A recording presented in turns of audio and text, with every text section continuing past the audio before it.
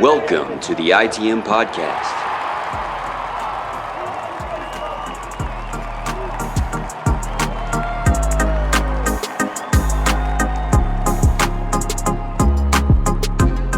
This is episode 376 of the ITM Podcast, the official Boston Red Sox podcast of Anaheim, California. My name is Joey Copponi. That's Scott Neville and the Boston Red Sox. They swept them, Scott. They swept the mighty Angels. 3 games. They played 3. They won 3. Scott, how you doing? I'm good, man. I'm ready to do this whole, they've won at 8 out of 10, but they're really not that close. And, we'll get to all that. I'm excited. This is where we've done this show 10 times, and I can't wait to do it again. Oh, but this is the top of another crest of the roller coaster. So this is the fun part. 8 out of 10. That's pretty unbelievable. That genuinely shocks me, even though I understand the math behind it. It's still weird to me that, that was something that people said, and I was like, yeah, that technically is true somehow. Unfortunately for everybody involved, it is true. A lot of things we're going to talk about. We are going to talk about how the Red Sox have won 8 out of 10. They got the sweep in Anaheim. They finished the job. We're going to talk about that a little bit. We're going to talk about the All-Star Game selections. The picks, the snubs, what to expect, what's coming. And in the same vein, we're going to talk about Ranger Suarez leaving the game early in Anaheim with an apparent injury. And we're going to talk about Roman Anthony and him being relocated down to Florida to continue his rehab.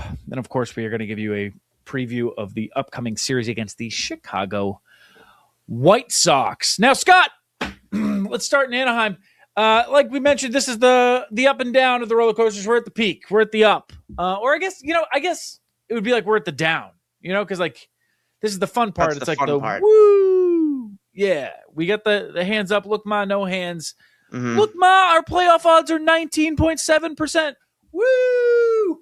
Which is true. That is the number now. It is actually truly a 1 in 5. This morning, that's crazy. It was 20.4.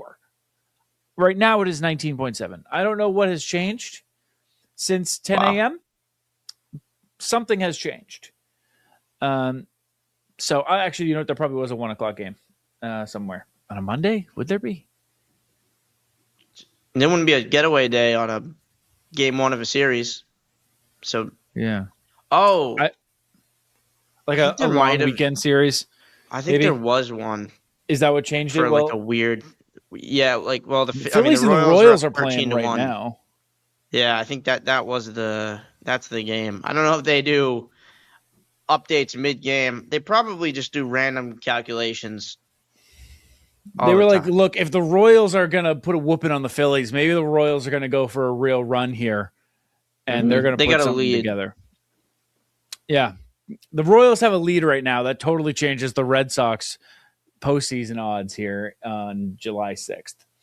So maybe that's what it is. But they're at a high, Scott. They're at a high. A truly 1 in 5 shot. They are above the Orioles in terms of postseason odds now, and they are barreling towards the Blue Jays odds with a sweep. Now, did this at any point to you, Scott, feel like a sweep? About halfway through game 3 was when it became reality in my head. Didn't really think about it once until then. I think it's because you're playing the Angels, and it was a fairly it wasn't really a contentious series. Like, it was a very, the Red Sox seemed to just have it covered. Even though game 3 went back and forth, it just didn't feel like it was because the Red Sox answered every single time the Angels scored. So there was no time to wallow. It was like, oh man, that's tough. They got hit around a little bit. And then immediately, oh no, we're good. So there was, I don't know. It just didn't feel, and you're playing the Angels. So this was a rare time where you go, we'll beat these guys. It was one of those times where when the sweep was in jeopardy in game 3, I was upset. I said, oh guys, come on, put them away.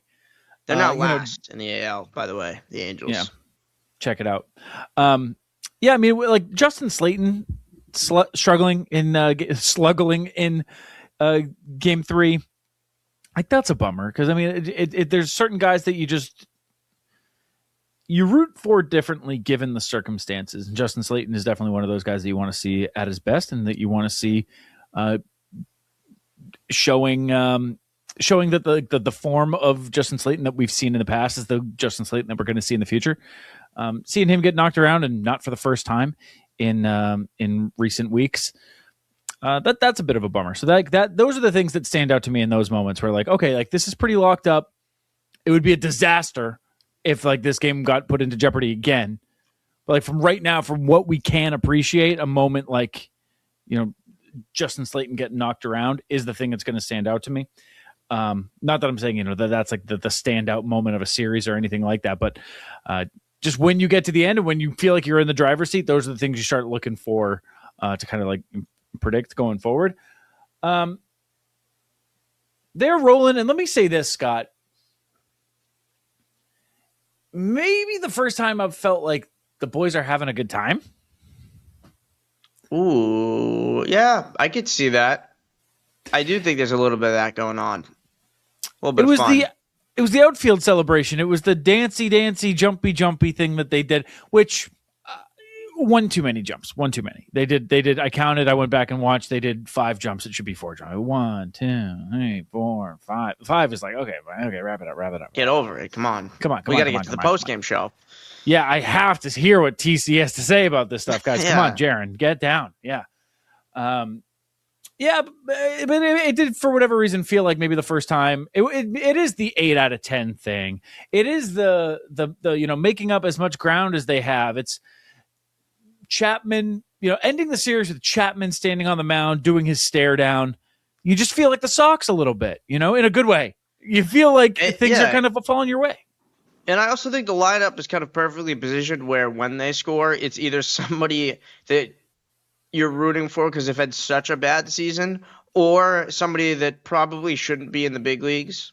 So you're excited that they're getting a chance. Because either way, whenever someone gets a hit, or not to be like, well, you're just describing every archetype, it's been your most consistent guy. Like Contreras has gone through a lot. So him hitting some bombs has been nice. And he's also your best overall player right now, so you're obviously rooting for him to do something fun. He's your star, whether, as sad as that is. But then you have guys like Jaron and Caleb Durbin getting hits and home runs, by the way, which is surprising for one of those two. And you're like, oh, man, like after the start they had, like good to see them get a good swing in, right? Them have a good moment. And then you got guys like Siegler and Chang and and you're like, well, hey, good for them. That's their 7th hit in the majors. So like, that's why you're excited for those guys. So it is a good it has that mix of like anytime they contribute, it's like, that's fun. There's never just like Xander Bogaerts' 475th double. Like it's just like, wow, that shouldn't really be happening. Good for us. So you're saying it's a good thing that we cleaned out the team? I'm saying it's a fun thing for this when guys that shouldn't do well, or not even shouldn't, but just haven't established themselves. Like, not to be a bummer about a guy who like definitely takes his fair share of bumps and bruises, but like if it was Trevor out there doing it, yeah, you'd kind of feel like about damn time, man. Where you been? Do your fucking thing. Be the leader of this team. Set an example, dude. Yeah. About time. I don't have an about time guy. I mean, obviously Caleb Durbin, whatever. But like, I think it's been long enough. Sort of. Jaron maybe is an about time guy, but even then, I don't know, because like it was the wrong amount of expectation for him. I think like it's not. But also the thing about him is like he's speed and power. So when he does do something, it's really fun. So that to me doesn't matter as much, and he's kind of like the lightning of the offense when he wants to be. Or well, I guess when he's rolling, I should say. Not that he didn't want to be earlier, but like he's the guy, he's a spark plug. So it's like when he's going, it is fun when, like you said, if Trevor bounces one off the wall, that's great. Now he's hitting 198. It's weird. It's like Jarren Duran's like a spark plug on paper. He really should be an ignition source for this team. He should be like Well, when Jaren's rolling, we're rolling. It just doesn't line up that way this year. Well, this year, yeah, I agree. But like you've seen it before, like the All-Star year. He was leading off the offense in a very effective manner. Dude, Jaren starting the game with like a double that should have been a single, and like faking out the pitcher to steal third. Yeah, that's fucking awesome. Yeah, that would get any clubhouse, any dugout going. It just like hasn't been the case this year, partly because he's not getting on base, but even when he is, he's a different brand of Jaren than he has been in the past. So I don't know. He's like a guy that like when you look at his skill set, you're like, yeah, of course, like this should be the guy who like the offense runs through Jaren. But when he has a 280 on base percentage, it's like, yeah, dude, I don't know how much we can really run through you. But they sweep him. They sweep him in Anaheim. Jaren's having a good time. That's all that really matters. At the end of the day, they're having fun. All-Star game selections are in. At least the first round fan vote. Some of them are in. Aroldis Chapman and Ranger Suarez. Yes, you heard me right. Ranger Suarez. The two selections from the Boston Red Sox for now. And this will remain the case as I go through these other names that are being floated around here and the guys that will almost certainly make it in. Scott, there's a strange feeling as a Red Sox fan of the 2020s when it comes to the All-Star game. And it is that they are usually rentals. And they don't, it's one of those, that's a Red Sox, Sure, yeah, but it's... With Suarez, it's a little different because it's like he is here on a multi-year deal. He will be our guy. I have an interesting debate about this, but keep going. There's just a strange sense of like, oh yeah, technically he's there with a Red Sox hat on this year. Yeah, when you look he's there, for right now for us. Technically, he's representing us. Yeah. When you look at Chapman's career, he's going to have 7 hats on, and the Red Sox will be one of them. Yeah, and it's a strange feeling because without Raffy here, without Bogey here, Mookie Vasquez, even JBJ sort did it once for us. Yeah, guys that are defining. Jaren representing the Red Sox feels like when Jaren and Houck were here that year. Jaren and Houck had a year where it was like that's a homegrown year. Crochet, it is weird. Like Crochet should be an all-star. Yeah, like those feel like Red Sox when it's Chapman. And like I said, Suarez, like nothing against, he just hasn't done that yet for us. And then the other two names that are being floated around are Sonny Gray and Wilson Contreras, who very well could both be here for less than a season. Mm-hmm. And it's strange. I mean, it's a weird place, man. And we just spent the first 20 minutes or 15 minutes of this show talking about playoff odds and sweeping and all that. And it does bring you immediately right back to be like, yeah, the guys who are representing our team in the All-Star game are guys who will be here for Sonny Gray at max a year and Wilson Contreras at max 2 years. Both probably less. And that's not, I don't know. It's just not an indicator of success. And it's a tough framework to work within here. To your point about Suarez, I got a text from my friend Tim the other day that was like, am I crazy for getting a Ranger Suarez jersey or thinking about it? And my thing was like, I don't know if you want to get stuck with that because, yes, he's an all-star. I don't know that he'll ever feel fully like a Red Sox to me. I think it's just he's always I don't know, it takes time. Maybe it will.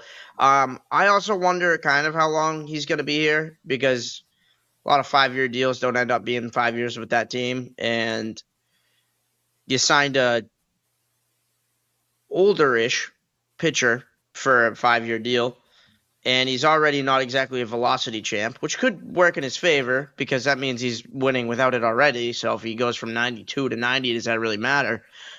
But I just don't know how that. Like, in my head, his 5 years, if he does have 5 years with the Red Sox, I don't know that it's going to be with a 2.67 ERA or cumulative. So I was just kind of like, because he agrees with you and me about like loves the crafty lefty, loves watching him pitch.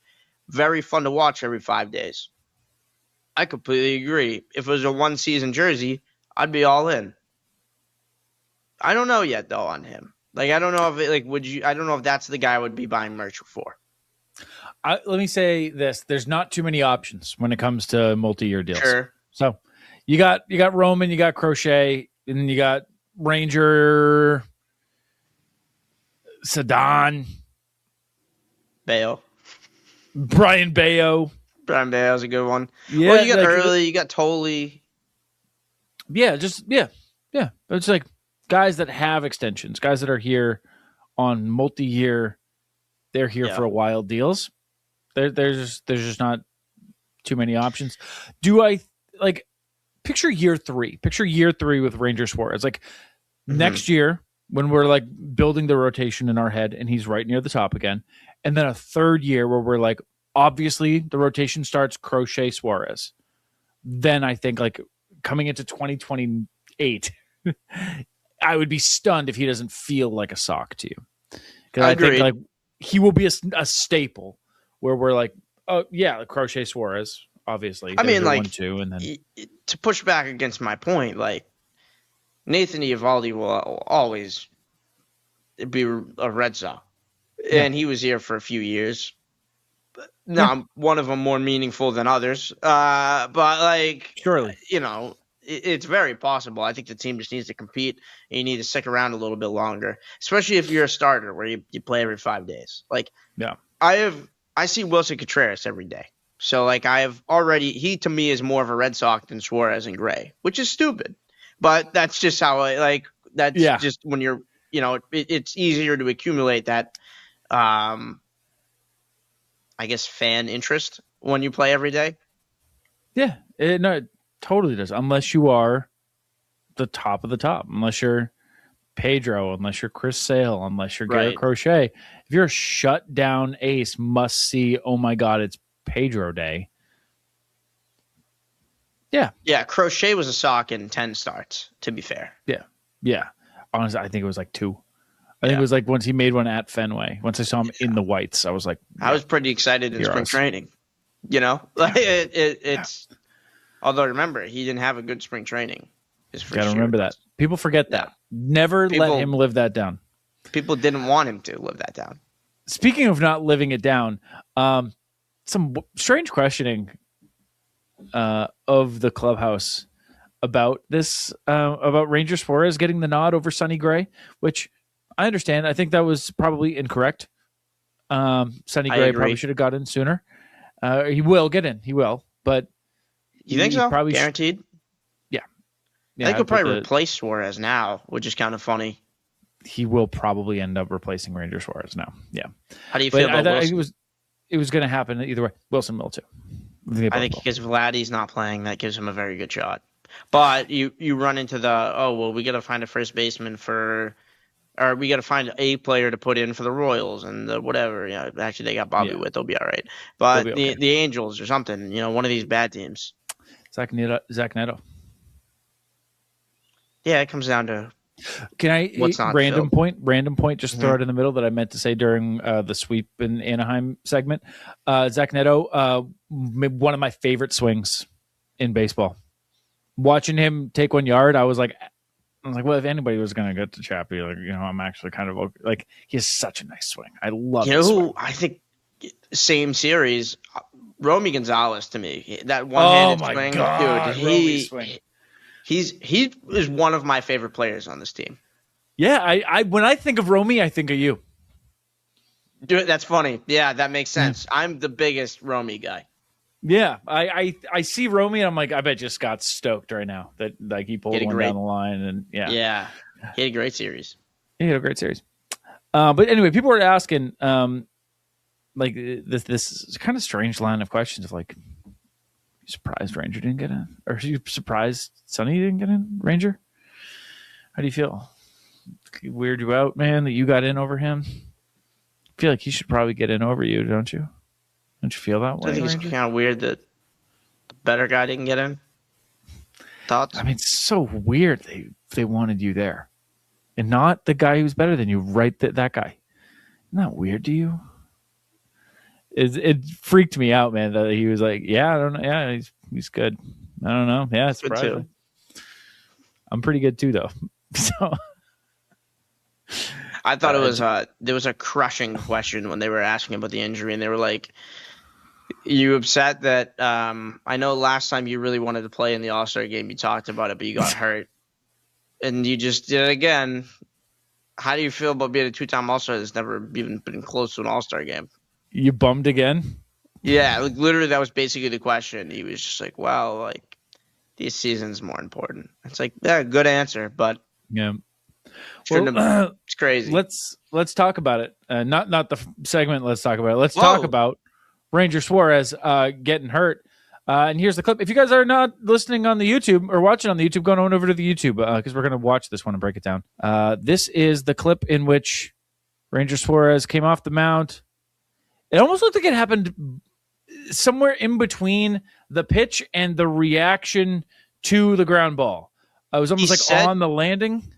He said he felt it on the pitch. Everyone assumed it was the little hop, but I think the hop was the ouch moment, as they say in sports. The ouch moment, the classic ouch moment. Yeah, I mean, it is like it is one of those, like, when the ball's in play, you're probably gonna have like the instinctual reaction to go for the ball. You know, and that's more or less like what that looked like to me, is that he was like, it was out of his control that he's going to make a move towards it, even though like his groin wasn't going to allow him to. And he knew right away, like it's almost exclusively when a guy gets back on the mound to like, let me give it a go. Let me test drive it real quick. They're almost never going to be the one to say, "Hey, Skip, I can't do it." You know what I mean? Like you can just see it in their face. You see it in their whatever. Their demeanor, and they get yoinked. Ranger knew right away. Like he couldn't even. Yeah, there. That's always been. And he gave like a half delivery there, and was immediately just like, "All right, we're all set. It's gonna be that's gonna be it today." Yeah, he's done. They also kept being like IL, and he was like, "I've been hurt for an hour and a half." I have no They're like, idea. "What do you think? When do you think you're going to come back?" I'm like, "Can I wake up tomorrow and see how it feels?" Like, what are you talking about? Yeah, I don't know why. I think it's just a little bit of everybody's a little stressed right now because we're about to rely on Patrick Sandoval and Brian Bello to pitch these. Tyler Uberstein. Or Tyler Uberstein. He's had better at AAA numbers than Bello. I'll say that. You think most people have. And MLB numbers. Yeah. Slightly smaller sample size. I think he pitched like 3 innings. But, hey. Wasn't the worst qualified pitcher in the league for a long time, and then started to become not the best. You know, Bello was the most qualified loser, and then he was so bad that he started to not even qualify as the biggest loser, if you remember. Because he couldn't pitch 5 innings every week. Right.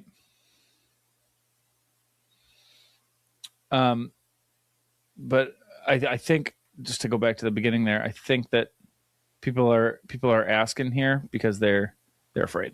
They're afraid that it's like, okay, if let's say Uberstein does get the call over Bello, well, now Ranger Suarez is down. So now it's both. Now it's not a which one. Now it's a both. Well, you got Sandoval. Yeah. And then your pick of those two for the other spot. Sure. So, you're right. I don't know. Everyone's saying it's Bello. I don't know if that's the right move right now.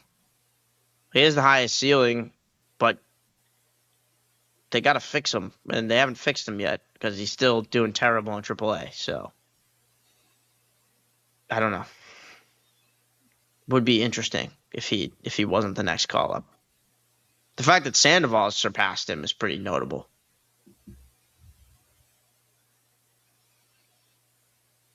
I mean, the fact that Patrick Sandoval is like playing baseball is pretty notable. That's true too. And he dominated his last rehab start. I don't know if you remember this, but on this show a month ago, 2 months ago, max, we joked about Patrick Sandoval, and I like looked him up. I was like, what even is like the newest piece of news on Patrick Sandoval? And the update that I found was like, he was home. He didn't even have like a throwing regimen. And we threw in the towel entirely. We were like, oh, like he's done for the year. Like he's just going to make out with $20 million for 2 years of like rehabbing with the Sox. And then it's kind of like career is over. It's kind of like, yeah, that's probably it. He's probably going to take that money and get out of here. And like, you know, he might get a minor league deal with the Mariners in the offseason or, you know, in April of next year, he might get, you know, a minor league deal. Pitching in the majors, like probably this series. Yeah, before the All-Star break. It'd be Thursday. Unbelievable. Especially like with what we've been accustomed to. I mean, it is kind of crazy because he missed all of last season. So like, the fact we're like, oh my God, it only took him a year and a half to come back. It's like, that's kind of what we're accustomed to right now with everybody on the Boston Red Sox. If they're hurt, they're out for the year. So it's kind of cool. I'm still getting used to the fact that Romy's here. Yeah, and you figured it out. Greatest player on our team. Yeah, I mean, I think Romy is just finally figuring it out too. He didn't have it out of the gate. His week one was tough. Yeah, but he's settled in a little bit. He looks like Romy, and Romy has this thing about him where like when he's struggling, which not common, is rare. He doesn't like celebrate the good moments. He's like, yeah, it's like what I should be doing. You know, he has that air of like, act like you've been there before. Like he's not going to celebrate that homer down the line. He's like, yeah, I should have done that before, and I shouldn't have taken me 8 games to get there. That's just like some professional shit. I like that. So shout out Roman Gonzalez. And that's your All-Star segment. You know, our who best should be Roman. here. Roman. Yeah, shout out the best Roman on the team. Speaking of, that wasn't our All-Star, that was our Ranger Suarez segment. Speaking of, next up on the docket, Roman Anthony. He's the other one. In case you guys, there's Roman Gonzalez. His friend, Roman Anthony. Yeah, the second best guy. The guy from the Italian restaurants. You've seen the guy from the Twitter pictures at an Italian restaurant. They sent him to Florida. And no part of me, Scott, thinks this is because him and Marcelo are on the IL at the same time. And no part of me thinks that the team looked at them two on the IL at the same time and said, we have to separate you boys. No part of me thinks that. So don't push me on that. Don't pressure me on that. I don't know why you even said it. I don't know why you even said it if you don't feel that way. I'm just saying, I brought it up just to say, I don't think that. I think they're mature enough. They don't have to be separated like children. And I think this is good for both of them. I think Romy should be down there. Romy Anthony should be down there.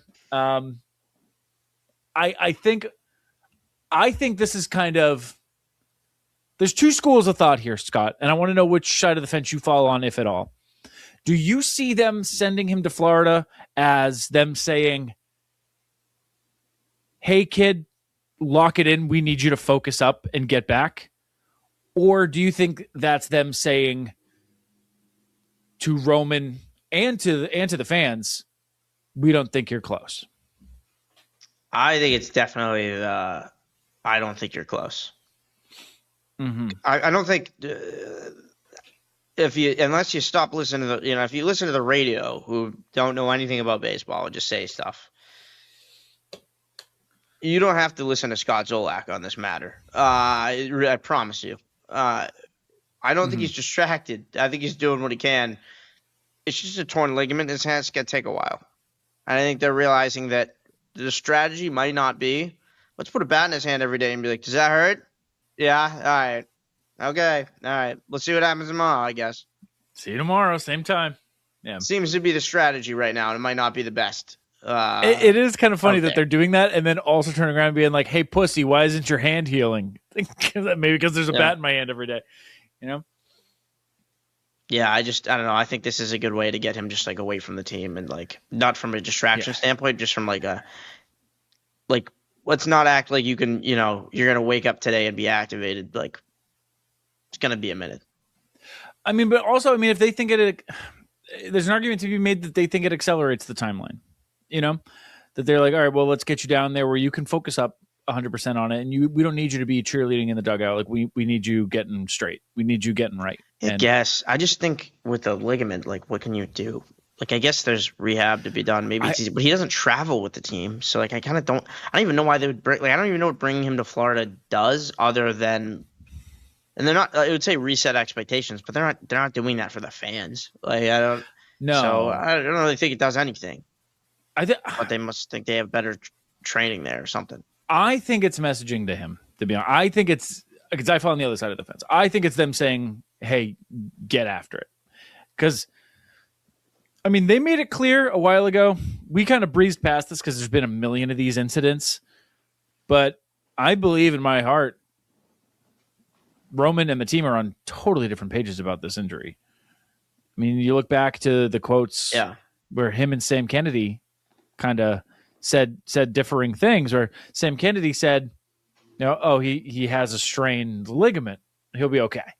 And then 2 days later, Roman's like, just to be fucking clear, it's torn. Okay, it's a torn ligament. Same thing, just different verbs, but like there is a different, like the verbiage is different. Like I think that was Roman. Whichever way it was intended, Roman took it as, hey, don't minimize my fucking injury.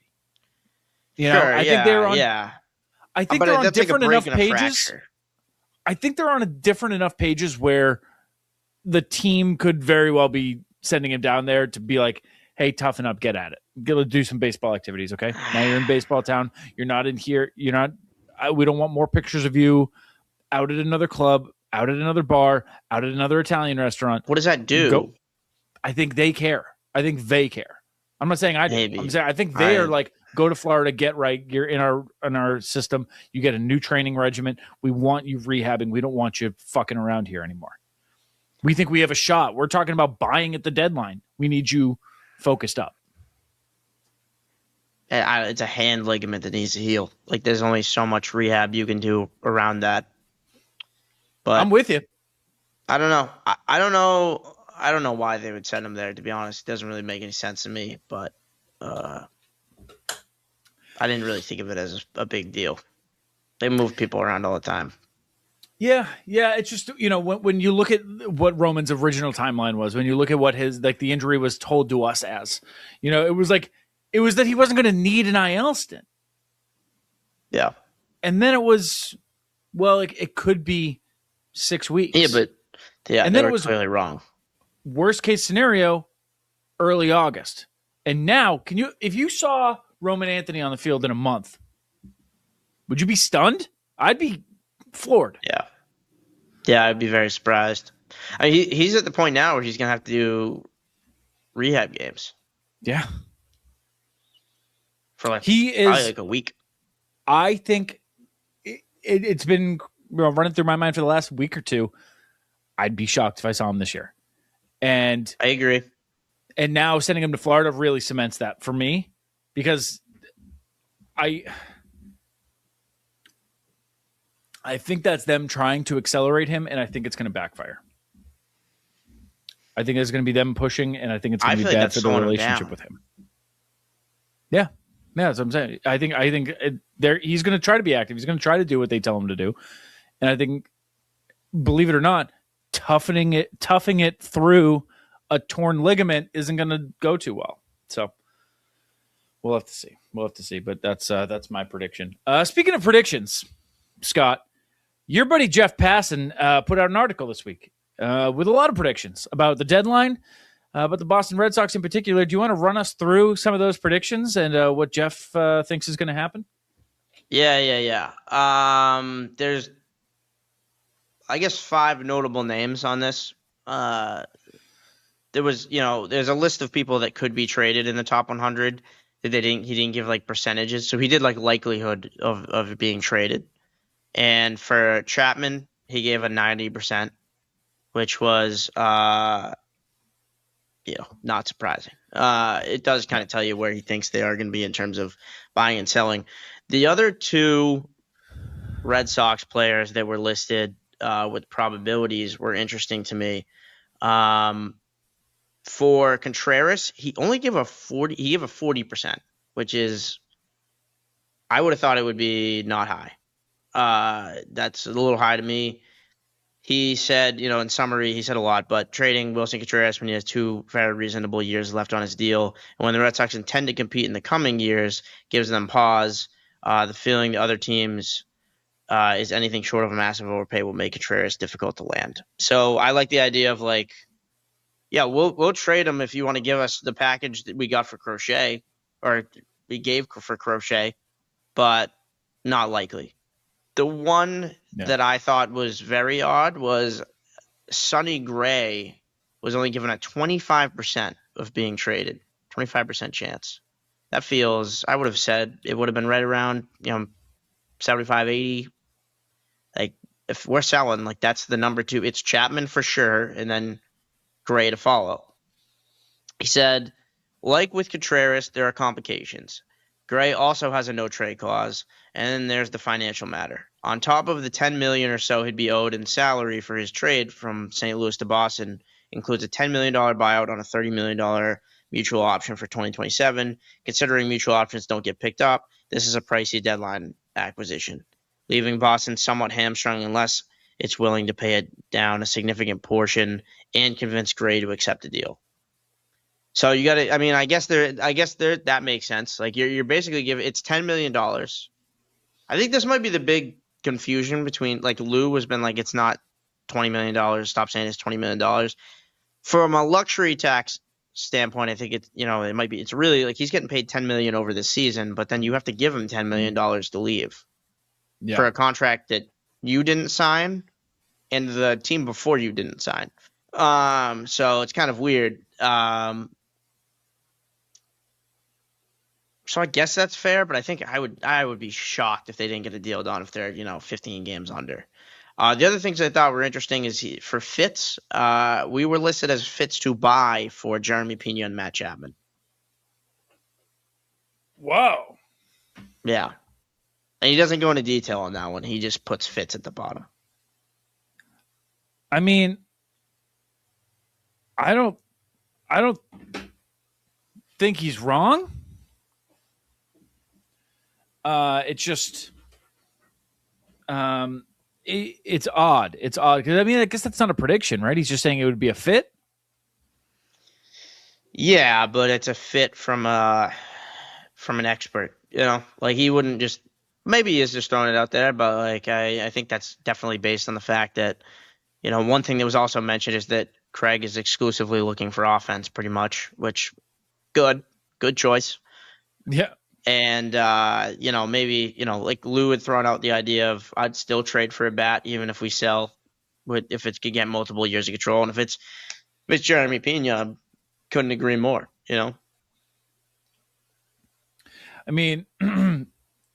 I think it's kind of a no-brainer to be like, hey, the Red Sox could use some power. What the Red Sox could use? Like some controllable pieces, like offense. Yeah, like makes sense. Makes it a whole bunch of sense. It's just a matter of like, is now the time? If Crochet starts looking up and Roman starts looking up and Suarez comes back in full swing and Connolly Early actually isn't hurt and Brian Bayo figures it out and Marcelo Meyer gets a new arm and IKF then and everything starts going right. It would be a great year to This buy. This is a good time to talk about this because I hate it. I don't believe in this team. It's going to take me a lot to believe in this team. Not going to happen. But I will say, the wild card standings now. Yeah. They're 4 games even, 4 games back. That's in itself, if you told me a team is 4 games back of a wild card spot, no other details, buy or sell, I would say, yeah, you go for it. Of course you go for it. Mm-hmm. You got to go for it. The other thing I would say is I talked about the gap between you're so far behind. You're now the fourth worst team in the American League. So like you have so much catching up to do. But I will say you're tied with the fifth worst in the Athletics. And then you're half a game difference between the Baltimore. You're a full game behind Toronto. If you were to catch those teams, which is picking up a game in the next series, the teams in front of you in the wild card picture would be the Yankees, the Guardians, the Rangers, the Astros, the Twins, and you'd be tied with Toronto. That's like now you're in the middle of the mix, and you have now it is back to a wait and see, like a legitimate like, all right, now you got like 5 teams in front of, which by the way, like of those teams,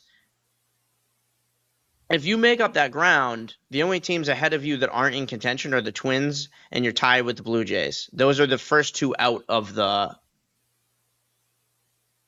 Oh, and the Astros.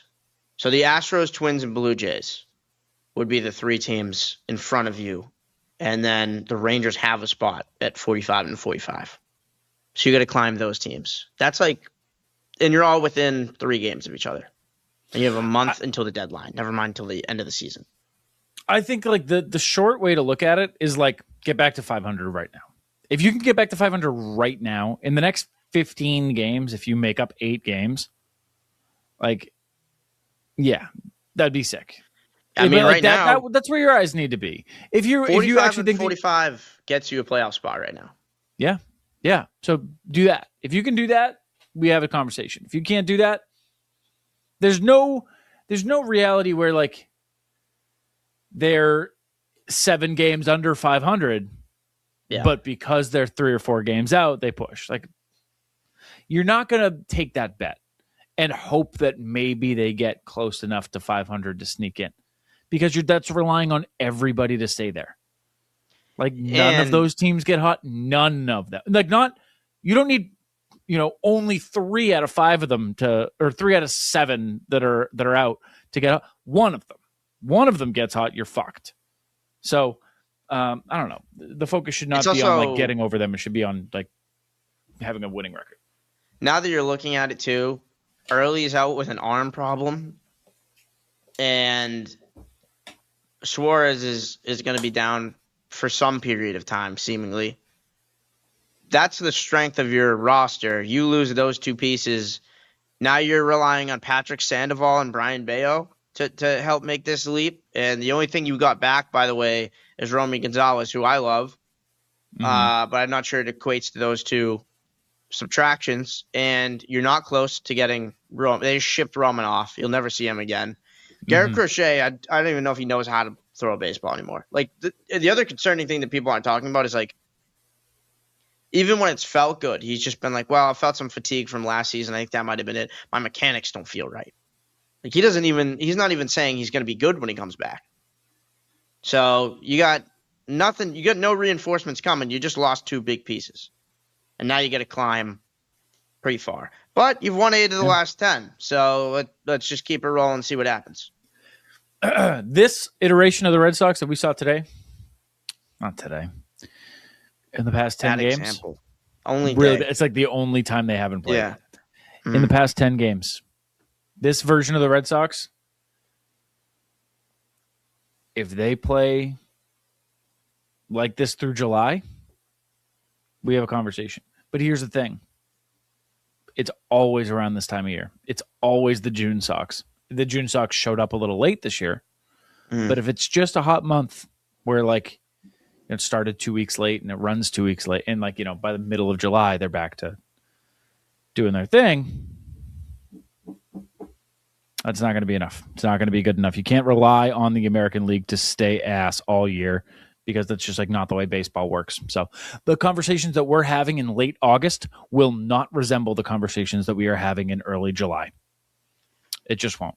So it's a matter of pulling out ahead of the pack.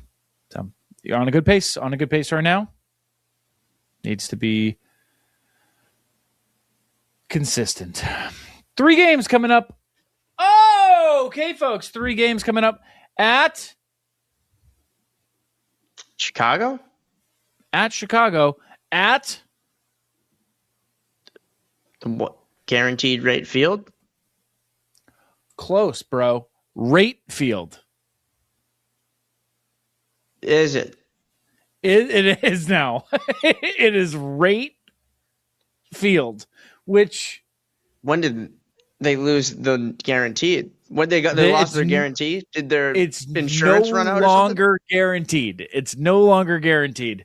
It is Rate Field. It has gone by a whole bunch of names. This might be the worst of them. It's not even the G spot anymore. That was the whole thing. That was like the one redeeming thing, is that you had a funny little nickname for it.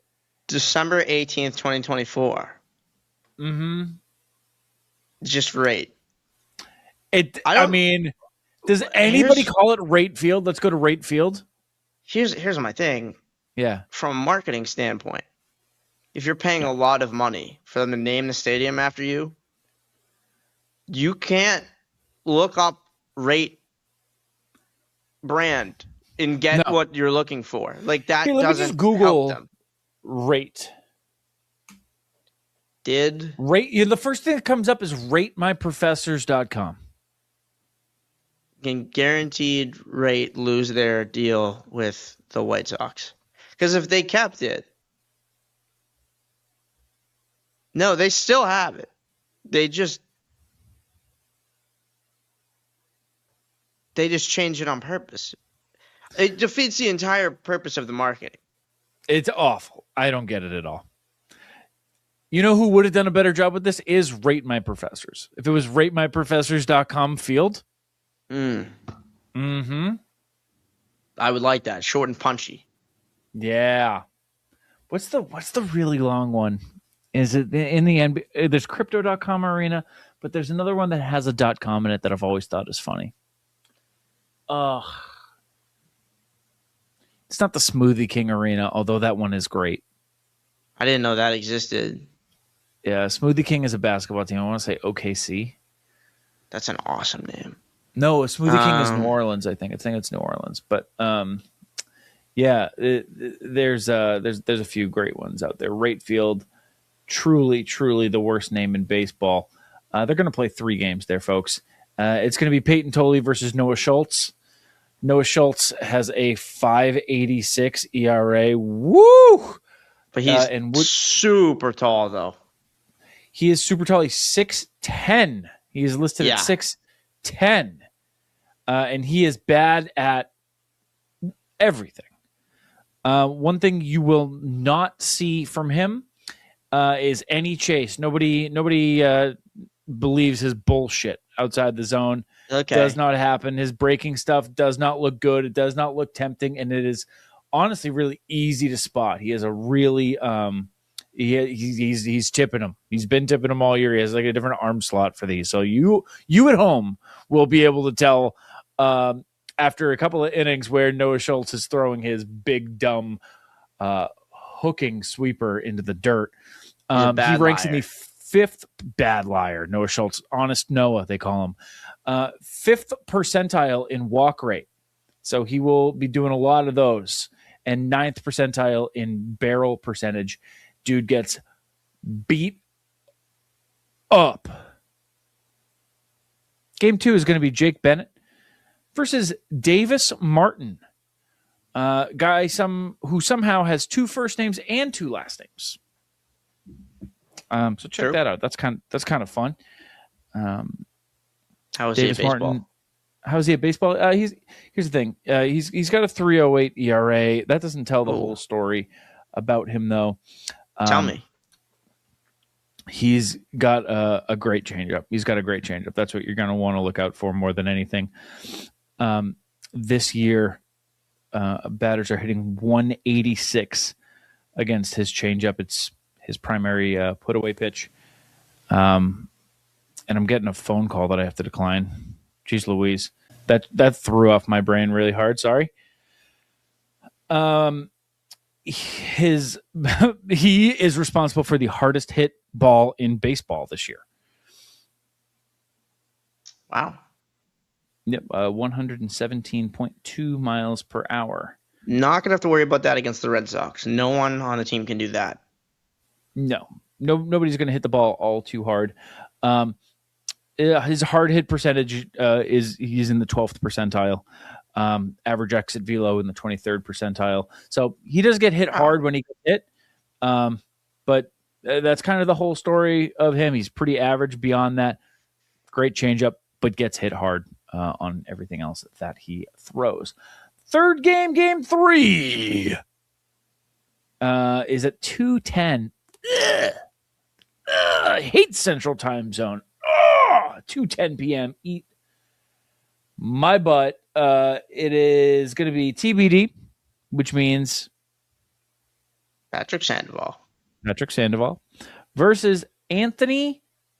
This is not an initial; it's his last name. K. Anthony K is rocking a solid 4.39 ERA on the year, but don't worry, he's way worse than that. A whole bunch of ass from him this year. He's made 16 starts and kind of consistently poop. He ranks in the 15th percentile of pitching run value. And everything is getting smacked, but especially his fastball is his four-seamer at a 284 clip and his cutter at a 316. So the stuff he relies on the most gets hit the most. So watch out for that. And that is going to do it for your pitching preview, Scott. I think the Sox win this series. The surging Sox versus the mellowing out Sox. I'd go 2 out of 3 on this one. Yep. I think I don't want to say anything negative about Jake Bennett. He had a great outing. I think he should have, with a lot of hindsight involved, probably should have stayed at 7 shut. Would have been cool for him to be able to have that. That's the second time in a row where I've said, Chad, you got to lock it in a little bit. Yeah. Chad's fine. I mean, listen, Chad's fine. You know what I mean? That's how I feel about Chad Tracy. Is like this year. It was his birthday, to be fair. Chad's? Yeah, 4th of July. Oh, fuck. I didn't realize. I shouldn't have said that. I shouldn't have said anything. Yeah. Oh, fuck. He just got a little excited on his birthday, so sorry. You think I'm going to have to publicly apologize for that? I mean, you publicly bashed him, so I think that'd only be fitting. Fuck, man. I fucked up. Damn it. Okay, well, Chad, that's my bad, man. And listen, if you're here next year as the manager, that'd be fine with me. I think the Sox lose the Jake Bennett game. They're just due for one. They're just due for one of those. I know. That sucks. I hate to say that. Not Jake. The other option is Peyton Tolley or the finale, and they're not going to lose to Anthony K. Davis Martin's the best pitcher they're facing. Yeah, that's the easiest point to make. Yeah. So yeah, I could see that, but they could lose like 2-1 in the Bennett game. I mean, he starts every game with a perfect game or a no-hitter, depending on how he's feeling. So he'll take it into the 5th. Yeah. I have something on that. This feels like the right time to do that. By all means. I just want to talk about how our favorite GM, Craig Breslow. He made a trade with his right-hand man this offseason, and he fleeced him. Might have been the best trade of the offseason. Talk about it. Or it's certainly one of them. December 15th, Boston made a weird trade. It was a pitching prospect for pitching prospect swap, 1-for-1. The Nats, number 11 prospect for the Red Sox's number 7 prospect. Both highly touted. One a little closer to the big leagues. The other one perceived to have more talent. That would be Jake Bennett versus Luis Perales. The Red Sox traded for Jake Bennett. Might have got the best of both worlds. He has a 3.10 ERA, a 31-7 strikeout to walk ratio, a 2.28 batting average against, an 0.98 WHIP in 40 2/3 innings. And his Savant page looks like the Boston Massacre. It is bloody. It is red. There is a whole lot of red going on his Savant page. It seems sustainable. At least the nerds would agree with me. Mm-hmm. Comparatively, Luis Perales, I'll give him this. He's recovering from Tommy John. It takes like 2 years. So, grain of salt. But I don't know if that is affecting his inability to throw strike. He is in AAA. He has not made it to the big leagues yet. He has a 3.94 ERA with a 55 to 33 strikeout to walk ratio in 64 innings. So he's walking a guy every other inning. Wow. He does have a 199 batting average against and a 1.23 whip. So potential there for sure, but it's going to take longer to realize than Jake Bennett, who's already doing it at the big league level. If you want to compare apples to apples, that 3.94 ERA in 64 innings, Jake Bennett had a 1.6 ERA, 39 in the third at AAA level. Now, without Crochet, Early, likely Suarez, we can be thankful that Brez made that move, and we are not sitting in a situation where we are looking at Bayo, Uberstein, and Sandoval. So we can thank Brez, and we can thank his buddy Paul Tobani with the Nationals, and for gifting us Jake Bennett on his way out. Thanks, Paul. Very nice. Very nice. Yeah, I'm a Bennett guy, as everybody should be. Everybody should be a Bennett guy. I got a couple thoughts I got to empty out of my brain. I also got a computer that's at 4%, so I can't drag this all too long. But a couple of thoughts I want to empty out of my brain as well. Tristan Casas shut down after his third injury since the last time he was in a batter's box. Remember, he's out for a knee injury, not for the intercostal rib injury and not for this wrist injury, but he is out for the rest of the year. But like we knew that. He's never going to swing a bat again. Yeah, he will. I will put my hand up and I will say that next year, the Tristan Casas that we see, which will probably not be the entire year, but once we see Tristan Casas next year, he will immediately return to form, and I think that we will see. We will be very grateful that we have Tristan Casas, as he will still be our first baseman of the future. I still believe that, and I will believe it until they put me in the fucking loony bin. It's gonna be hard for him to do that in AAA, but okay. He won't be in AAA. 7 umpires. Seven umpires are retiring at the end of this season, due presumably to ABS's role in Major League Baseball. 2 of those umpires are CB Buckner and Laz Diaz. See ya. To which I will say, respectfully, eat rocks. Get the fuck out of here. You know what I say to them? You're gone. Fuck off. Get out of here. Yeah, they stink. They stink. And the last thing here before my computer dies. The Europeans, you guys, listen, I like your game. I like football. I like it. I think I have the correct take, which is you guys need some American influence. Like, there's a reason why, like, a complete melting pot is like what we all need a little bit of flavor, you know? And believe it or not, we got a flavor. It's not always the most endearing flavor. It's, you know, I don't know, gunpowder and mud from truck tires, but like that's who we are. And we like pineapple here. And we like pineapple too. So like we'll put that, like, you guys do need a little bit of our flavor because you know what, all the suspension nonsense going on with Flo. And watching Europeans stomp their feet about having to face the Americans' best players is really sad, because the American mentality is we want your best. Give us your best, because we want to beat you at your strongest, at your fullest, and we want to be able to brag and say that we beat you and have no excuses. And the European mind can't comprehend that. They want to stab us in the back. They want to kick us when we're down just to get over us. That is where you need the American influence to say there's no honor in that. There's nothing honorable about that. So stomp your feet all you want. Maybe next year, maybe in 4 years, we'll tune in and see who's on our team then. But